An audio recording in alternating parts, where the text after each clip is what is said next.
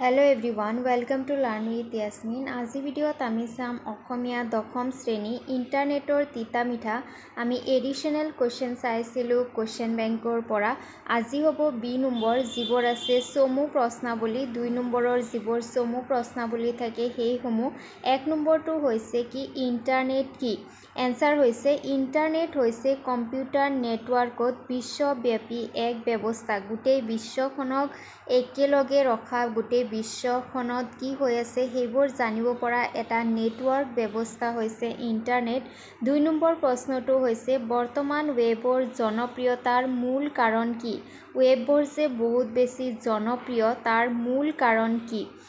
Answer হৈছে বৰ্তমান ৱেবৰ জনপ্ৰিয়তাৰ মূল কাৰণ হৈছে www তথ্যবোৰ পাঠ, গ্ৰাফিক্স, ভিডিঅ', অডিঅ'ৰ মাধ্যমত থাকে আৰু সেইবোৰ সহজে ৱেবৰ পৰা আহৰণ কৰিব পাৰি। যিকোনো তথ্য, যিকোনো ডাটা গ্ৰাফিক্স আকাৰত পোৱা যায়, অডিঅ' আকাৰত, ভিডিঅ' আকাৰত পোৱা যায় আৰু সেইকাৰণে ৱেব আজিকালি বহুত বেছি জনপ্ৰিয় হয়।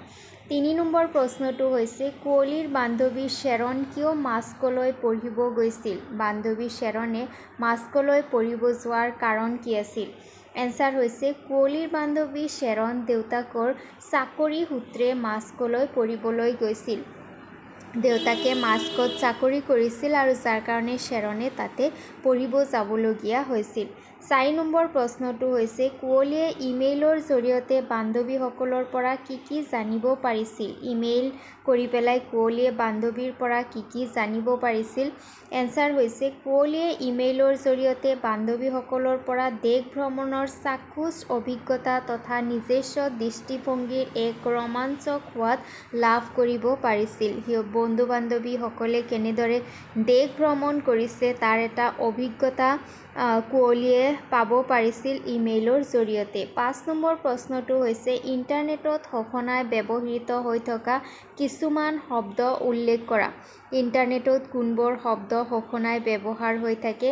এনসাৰ হৈছে ইণ্টাৰনেটত সঘনাই ব্যৱহৃত হৈ থকা কিছুমান শব্দ হ'ল www, web page, website, home page, browser. এইবোৰ হৈছে কিছুমান এনেকুৱা ধৰণৰ ৱৰ্ড যিবোৰ ইণ্টাৰনেটত সঘনাই ব্যৱহৃত হৈ থাকে। আজি ভিডিঅ' ইয়াতে সামৰিছোঁ। ভিডিঅ' ভাল লাগিলে লাইক কৰিবা, ফ্ৰেণ্ডছৰ সৈতে ভিডিঅ' শ্বেয়াৰ কৰিবা আৰু চেনেল ছাবস্ক্ৰাইব কৰিবা। Thank U.